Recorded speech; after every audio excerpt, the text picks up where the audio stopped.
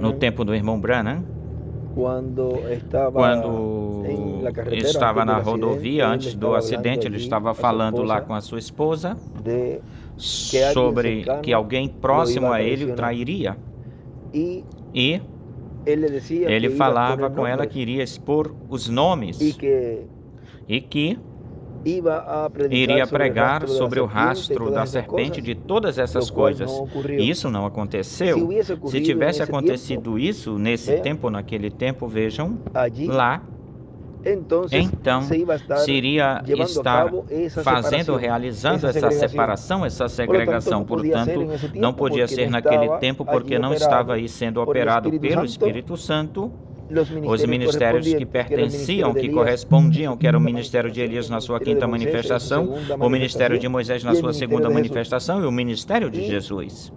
E Deus não permitiu isso para ele, ou a ele. Mas na frente, adiante, nós vemos no tempo do nosso irmão William Souto Santiago, também vemos que ele nos falou, mesmo que não de uma forma tão direta, senão que ele esteve falando de pessoas onde estava nesse tempo o espírito do diabo estava manifestado no meio da igreja, nessas pessoas, e esteve falando de pessoas que ele amava.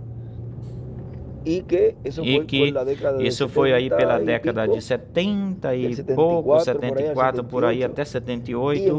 E nesse tempo, naquele tempo, estavam esses dois espíritos, o Espírito de Deus e o Espírito do diabo. E ele aí, nesse tempo, ele falou desse espírito no meio da igreja, o qual estava em pessoa que ele amava, esse espírito. E mesmo que ele não tenha falado abertamente, nós entendemos lá, por exemplo, Oscar Candelário era um daqueles que o inimigo estava usando naquele tempo ou nesse tempo. E vejam, ele não falou assim de uma forma aberta. Talvez em uma ou outra mensagem mais privada chegou a falar algo mais direto a respeito disso, mas isso ficou quietinho aí. E Deus aí não cumpriu essa promessa dessa segregação, a qual estaria sendo realizada ou feita quando ele saísse do trono de intercessão.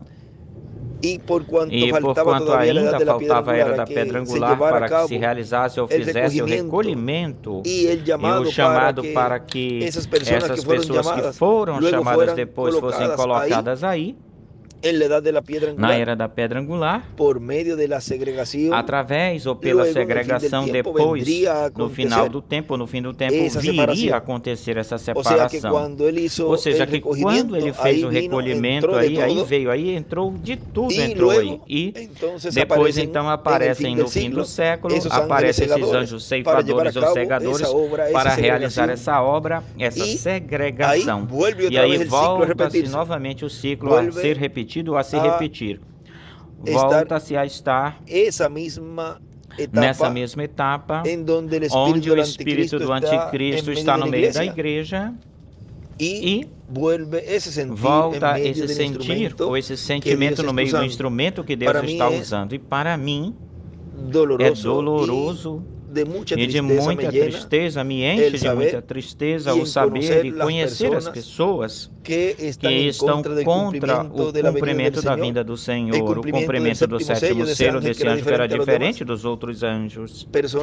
Pessoas, ministros que estão contra o cumprimento dessa promessa, porque eu os conheço, faz tempo que eu os conheço, e alguns que eu não conheço ou conheço também estão, que se levantaram contra, pois a pessoa, a gente não deseja que recebam as maldições, e a pessoa não deseja que não obtenham as promessas. As conheça ou não as conheça, a gente não deseja isso. E me enche de tristeza, tal como encheu de tristeza ao irmão Branham e também ao nosso irmão William. E agora a mim me enche de tristeza saber e conhecer as pessoas que estão contra e combatendo o cumprimento da vinda do Senhor como leão da tribo de Judá, e saber que estão, pelo contrário, estão pendentes de olho em outras coisas, tal como esteve Judas Iscariotes. Vejam, Judas lá, através do cumprimento da vinda do Messias, na sua primeira vinda, vejam. Lá ele sofreu muito porque era uma pessoa que ele conhecia, o chamava até de amigo, Jesus. E assim os Judas desse tempo são assim, especialmente ministros e pessoas que são e se deixam usar pelo diabo também estão cumprindo neste tempo essa parte que Judas Iscariotes cumpriu lá, os quais essas pessoas estão combatendo o programa divino neste tempo final.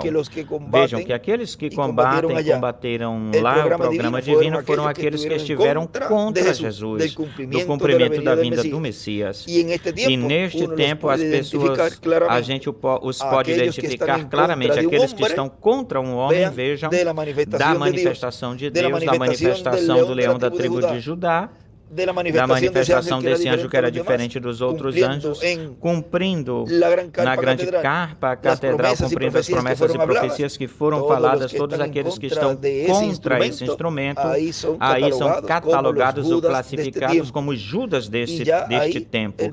E aí o povo já pode ver e pode identificar, por um lado, esse instrumento, consciente de que esse é aquele que está cumprindo o programa divino para este tempo final, e onde Deus está cumprindo a sua promessa, e pode ver pelo outro lado as pessoas que são contra esse instrumento. Os Judas deste tempo que estão contra o instrumento da vinda do Messias, da vinda do ungido de Deus. E agora podemos ver de uma forma bem mais clara quem é quem. Todo aquele que esteja contra o cumprimento da segunda vinda do Senhor, do cumprimento desse ministério, o qual está com grande voz de trombeta, e está dando a conhecer o mistério do sétimo selo, o mistério da segunda vinda do Senhor em uma grande carpa catedral, que são os trovões sendo falados de uma forma consecutiva. Aí os escolhidos já podem ver, esses que estão contra esse ministério, aí já são identificados ou se identificam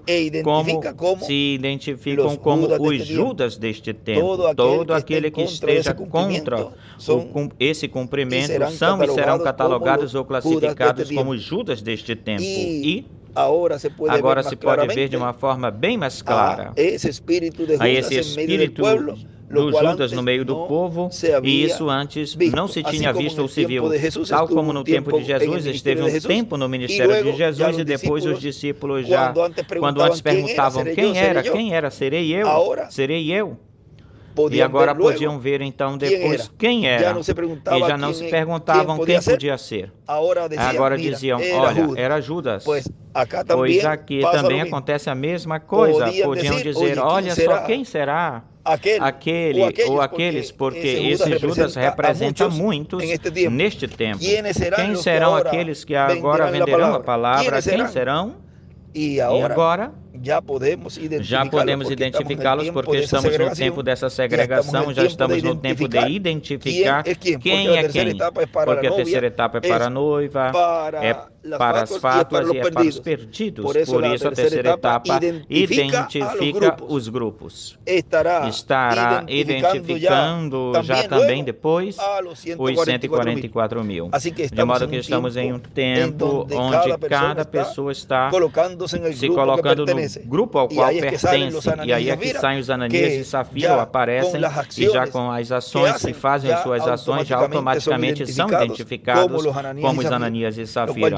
Isso já está acontecendo, de modo que este é o tempo da terceira etapa, identificando os grupos no cumprimento da visão da grande carpa catedral. A terceira etapa, identificando os grupos. Ou aos grupos.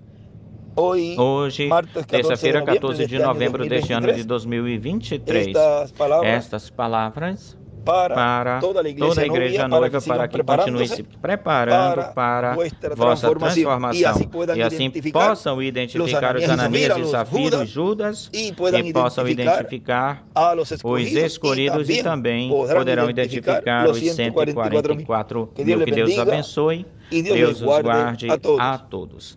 Palavras do Dr.